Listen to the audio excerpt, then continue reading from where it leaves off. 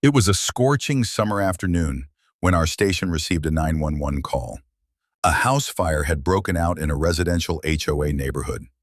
According to dispatch, flames were spreading fast, and people might still be inside. We rushed to the scene. Within 6 minutes, we were there. As we pulled up, smoke was billowing from the side of a two-story home. Neighbors were already outside, filming and panicking. We spotted a fire hydrant right across the street from the blaze, exactly what we needed. But when we approached it, we realized we had a major problem. A shiny, brand-new Range Rover was parked directly in front of the hydrant. No way to connect our hose, no access, and every second counted. We looked around for the owner. That's when we saw her. A woman in designer sunglasses and a wide-brimmed hat, yelling at people to stop filming her car.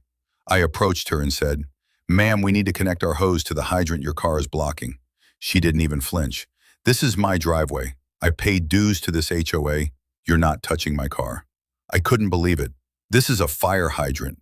It's illegal to park here, driveway or not. We have a fire across the street. She folded her arms.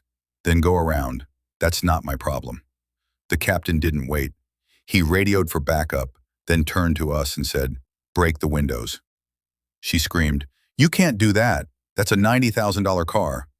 But we didn't have time for her tantrum. We smashed the rear windows, fed the hose through the vehicle, and got to work.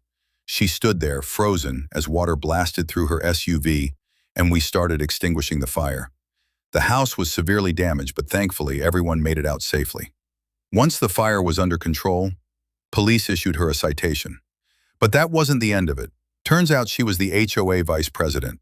She'd been lobbying to have the fire hydrant relocated because it interfered with her landscaping plans. That request had been denied. Instead of accepting that, she decided to park over it as a form of protest. When the story hit the neighborhood Facebook group, people were outraged.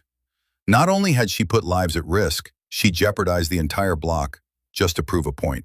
Within 48 hours, a petition circulated to remove her from the HOA board. She didn't even bother to defend herself at the meeting. She resigned. And the kicker? Her insurance refused to cover the water damage to her SUV because she had knowingly parked in front of a fire hydrant. All that money, all that pride, all gone in minutes. And the only thing left behind? A broken SUV and a neighborhood that finally learned what happens when someone puts their ego above everyone's safety.